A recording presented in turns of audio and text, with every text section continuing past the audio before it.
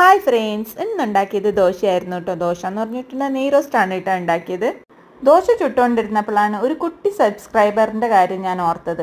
അവൻ എന്നും ഞങ്ങളുടെ ഡെയിലി വ്ളോഗ് കാണാറുണ്ട്. പക്ഷെ ഞാൻ ഉച്ച കഴിഞ്ഞത്തെ ഒന്നും ഇടാറില്ല എന്നാണ് അവൻ്റെ പരാതി. ഉച്ച കഴിഞ്ഞ് ആൻറ്റി എവിടെയാ പോണേന്നാണ് അവൻ്റെ ചോദ്യം.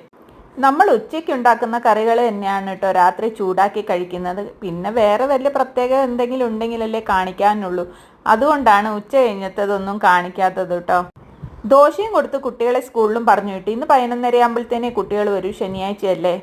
റോവിഷക്കുട്ടിക്ക് ഇന്ന് നഴ്സറി ഇല്ല കേട്ടോ, ലീവാണേ. പക്ഷെ അവള് ഭയങ്കര തിരക്കിലാണ് കേട്ടോ.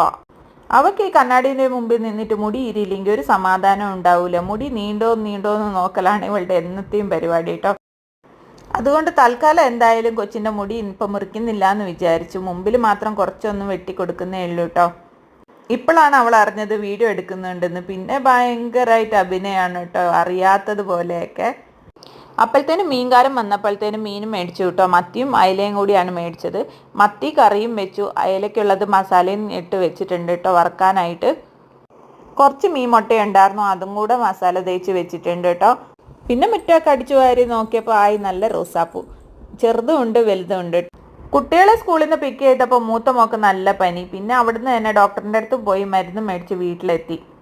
അയലയും മുട്ടയും വറുക്കാനും വെച്ചു, മോക്ക് കഞ്ഞിയും കൊടുത്തു. അങ്ങനെ മത്തിക്കറിയും അയല വറുത്തതും കൂട്ടി ഞങ്ങൾ ചോറുണ്ട് കേട്ടോ. അപ്പോൾ ഇന്നത്തെ വീഡിയോ ഇത്രയേ ഉള്ളൂ. നാളെ കാണാം. Take care, by. സപ്പോർട്ട് ചെയ്യാൻ മറക്കരുതേ.